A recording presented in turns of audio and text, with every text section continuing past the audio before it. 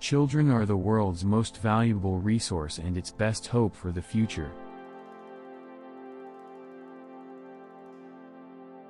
Change is the law of life. And those who look only to the past or the present are certain to miss the future.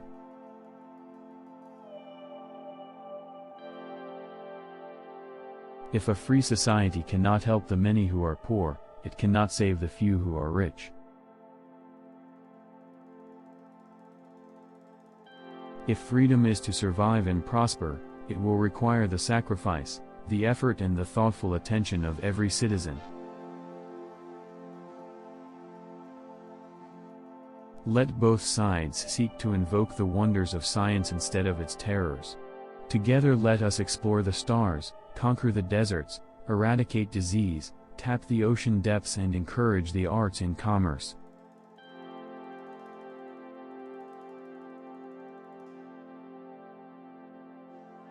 My fellow Americans, ask not what your country can do for you, ask what you can do for your country.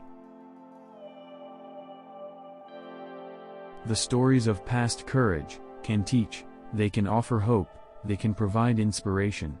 But they cannot supply courage itself. For this each man must look into his own soul.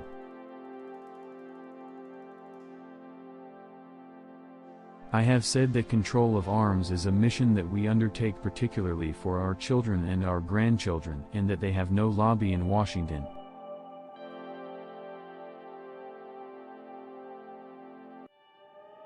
If more politicians knew poetry, and more poets knew politics, I am convinced the world would be a little better place in which to live.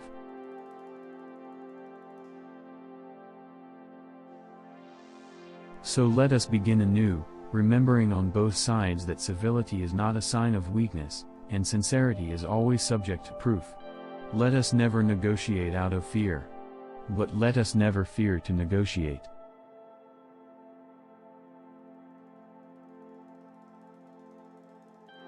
Forgive your enemies, but never forget their names.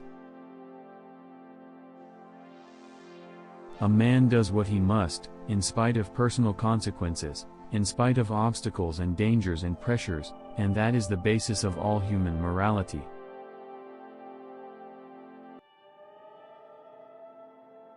The rights of every man are diminished when the rights of one man are threatened.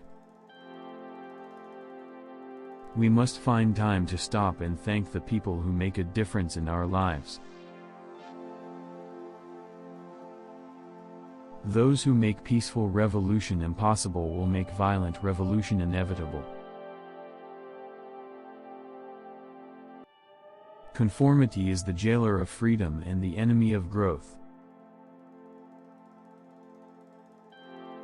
As we express our gratitude, we must never forget that the highest appreciation is not to utter words, but to live by them.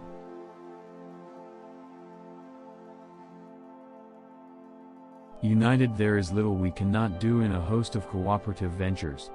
Divided there is little we can do, for we dare not meet a powerful challenge at odds and split asunder.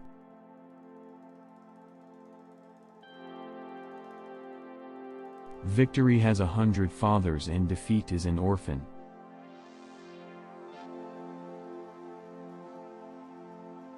We choose to go to the moon in this decade and do the other things, not because they are easy, but because they are hard.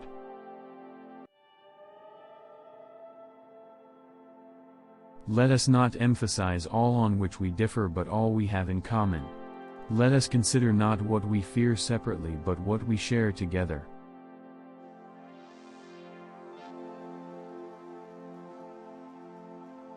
Leadership and learning are indispensable to each other.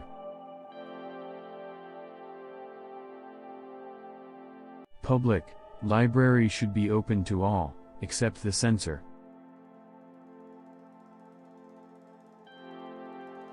Liberty without learning is always in peril, and learning without liberty is always in vain.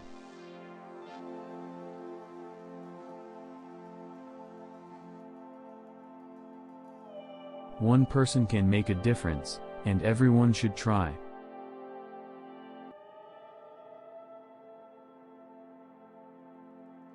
The ignorance of one voter in a democracy impairs the security of all. Mankind must put an end to war, or war will put an end to mankind.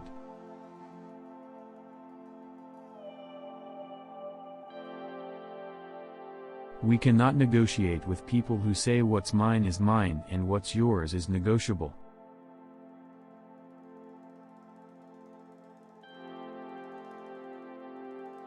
Peace is a daily, a weekly, a monthly process, gradually changing opinions, slowly eroding old barriers, quietly building new structures. And however undramatic the pursuit of peace, that pursuit must go on.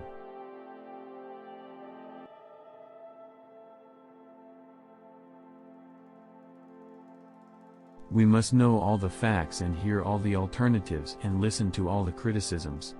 Let us welcome controversial books and controversial authors. For the Bill of Rights is the guardian of our security as well as our liberty.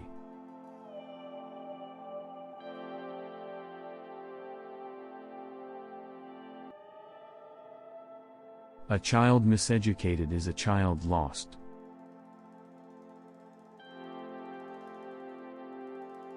If not us, who?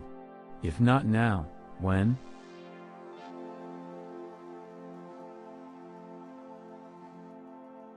A man does what he must, in spite of personal consequences, in spite of obstacles and dangers, and pressures, and that is the basis of all human morality.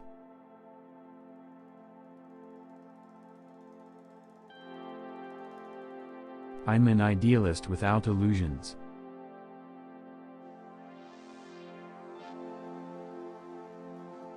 I look forward to a future in which our country will match its military strength with our moral restraint, its wealth with our wisdom, its power with our purpose.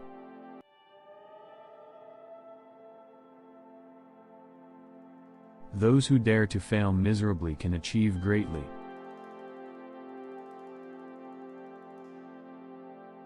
Art is the great democrat, calling forth creative genius from every sector of society, disregarding race or religion or wealth or color.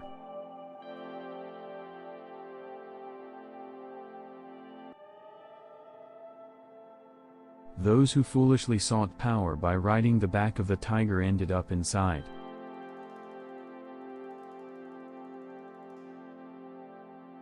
So, let us not be blind to our differences, but let us also direct attention to our common interests and to the means by which those differences can be resolved.